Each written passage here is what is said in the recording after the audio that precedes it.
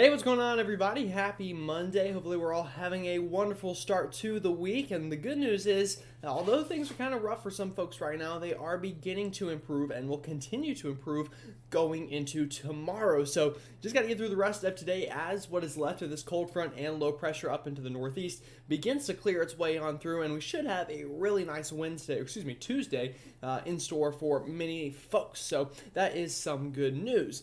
With that said, though, we can go ahead and really just jump right into the forecast because I don't really have any announcements I can think of today. All things are really going as planned, so we love to see that. So, taking a look at satellite imagery, as you can tell, we still have low pressure spinning away over the northeast today, and that is what is causing that life-threatening flash flooding that we've been dealing with, and I talked about that a lot in yesterday's video, and that is continuing into today. The good news is this is beginning to lift far enough north that as we go through later parts of tonight and into tomorrow, that forecast will definitely improve for you folks in the northeast. Now, outside of there, we do still have some clouds left over the southeast, especially the coastal plain of the Carolinas, as well as Georgia and Florida right now. This, again, is part of that cold front sweeping on through, and you can see this kind of deck of clouds is beginning to slowly work its way offshore. So we had a pretty cloudy morning in the upstate and the Midlands, but as this has gone through the afternoon, the sun is beginning to come out as those clouds retreat back towards the east. Now, outside of there, you'll see we have all these clouds beginning to form coming off the Rockies right now. These are going to lead to some severe weather today, where we do have an enhanced risk for some strong and damaging storms out in that part of the country. And speaking of that enhanced risk, we already have a severe thunderstorm watch in effect here from much of Nebraska all the way back down to much of western Kansas there, and even sections of Iowa, as well as sections of Colorado there east of the Denver metro. Now, outside of there, again, we still do have this flood watches and flash flood watches in effect for much of the northeast as this rain is continuing. Again, the good news there is as you're watching this and as we continue to go ahead into time, the situation is improving there, and then we can kind of start looking towards the cleanup efforts as a lot of rivers and creeks and streams have really come out of their banks, especially in Vermont today, where we had widespread flash flooding. Also, still some storms down here off the, or not off the coast, but here into southern sections of the Carolinas, especially South Carolina right now, seeing those storms, as well as pretty widespread storms here moving through central Florida, kind of into the Ocala and Orlando areas, and that will continue to move on southward and eastward as we go through this evening. So, talking a little bit more about that severe weather threat today, a big slight risk from Wisconsin all the way down to the Texas and Oklahoma panhandle, as well as an enhanced risk here into sections of western Kansas and southern and central Nebraska today. Again, this is for those storms that have the chance to produce very damaging winds, very large hail, and can't rule out a couple of tornadoes as well today. And also, we have a marginal risk for those storms here along the Gulf Coast, as well as up into sections of the northeast today. Luckily, lower threats there. As we move this into tomorrow, after that cold front sweeps on through, you'll notice a lot of kind of clear white colors here on the map. That is good news. That is something we don't see very often in the summertime into this part of the country, but this means that there's really not much of a chance for thunderstorms at all. Now, I will preface that by saying that doesn't mean there necessarily won't be thunderstorms in here, but the criteria is low enough that this is not included in any kind of shading of color. So, that is definitely some good news. Now, on the other hand, we will begin to increase that severe weather threat back up here into the northern plains, and as we move through this week, that threat will slowly slide to the south and east, where those chances of storms will increase again as we go into the middle and end of this week. Going into day 3 here, which is Wednesday, again, just more severe weather threat here into the northern plains before I think kind of going into Thursday, that threat could shift down here towards sections of Kentucky, Tennessee, and maybe some other sections here into the Ohio River Valley, but we'll definitely watch that as we get a little bit closer. So taking a look here over the next kind of 48 hours or so, again, you'll notice the key themes going into this evening are 3 big areas to watch. One, the northeast will begin to clear out, same for the southeast, but on the other hand, we will have those storms increasing back out into the plains. So depending on where you live, definitely watch those 3 areas as I move this ahead through this evening. This is going to 10 p.m., 11 p.m., the midnight hour, and again, as we end at midnight, really clearing out here along the southeast. But we'll definitely increase the storm coverage back out into the plains, And again, those storms will continue into the overnight into the northeast, but begin to diminish, and especially by the time we get into 6, 7, 8 a.m. tomorrow, you'll notice a lot less rain here in the northeast, and we can really begin again to get out there and kind of look at whatever damage has been done. Again, another good part of tomorrow is you'll notice a lot clearer weather here for a big section of the east through the Ohio River Valley, through the Mid-Atlantic, through the Northeast, even sections of the Deep South, having a really nice kind of sunny day tomorrow now that this cold front would have finally swept on through.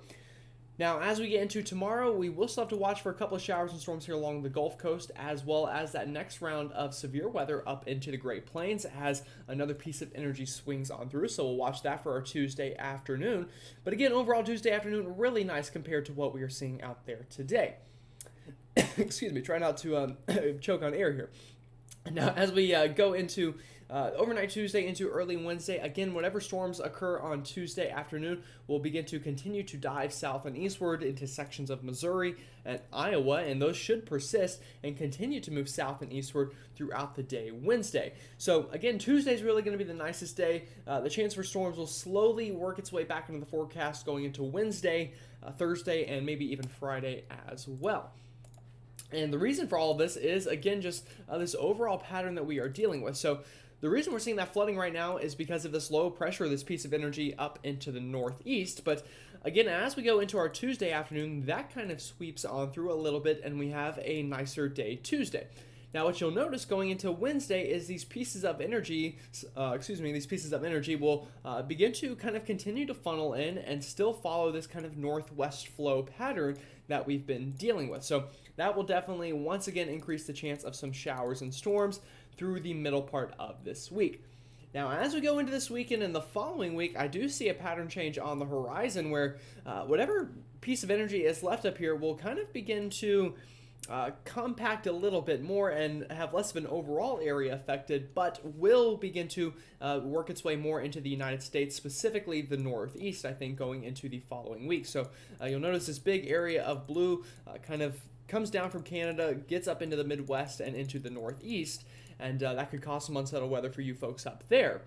But outside of there, it does look to become a lot drier and a lot warmer here through the southern tier of the country. And I don't just mean the desert Southwest this time, but everyone really here south of the Ohio River looks to get into more of that summertime heat wave kind of pattern going into this weekend and the following week. And going way out into the long range, it looks like just about everyone in the lower 48 could try to get in on that pattern as we get more towards the end of July. But of course, that's a while out there, and we got plenty of time to monitor that. Just wanted to mention it. So taking a look at future radar this week. Again, we looked at Monday, we looked at Tuesday, we even looked at Wednesday a little bit. But as we go into Wednesday night and Thursday, again, expect more pieces of energy to work their way down. And this is whenever we could increase that severe weather threat down here through sections of Tennessee, Kentucky, maybe the Carolinas, other sections of the Deep South for our Thursday afternoon. And going into our Friday afternoon, again, some afternoon scattered storms as that works its way back into the forecast. Now, going into this weekend, we'll see what happens, but I do see generally drier weather going at least into early next week. This weekend, I think it'll be kind of a bit of a battleground between that drier weather and still that more of that summertime afternoon thunderstorm chances. But right now, I would say now through at least Sunday has the chance of some afternoon thunderstorms, minus maybe tomorrow, which will be nicer. But those chances of storms will increase throughout the week before dropping off again going into the following week for most folks here into the southeast, the mid-Atlantic, and the southern Great Plains. So taking a look at the rainfall totals over the next week, again, we still have rain to come tonight for whatever rain falls here into sections of the Northeast. But outside of that, the main place we're going to see rain over the next week is going to be kind of here in the heart of the country. And again, this is because of that northwest flow with these pieces of energy coming down through here and bringing some of that rain with it. Now, sections of the Mid-Atlantic, I think we will be relatively dry over the next week, maybe even longer, because a lot of this moisture is going to get kind of wrung out by the Appalachian chain. So whenever these pieces of energy come on through, they're going to cause, of course, a lot of rain through the Great Plains. But once they hit the mountains here, that'll definitely help to wring them out a little bit and keep us pretty dry here into the Carolinas and Virginia over the next week or so.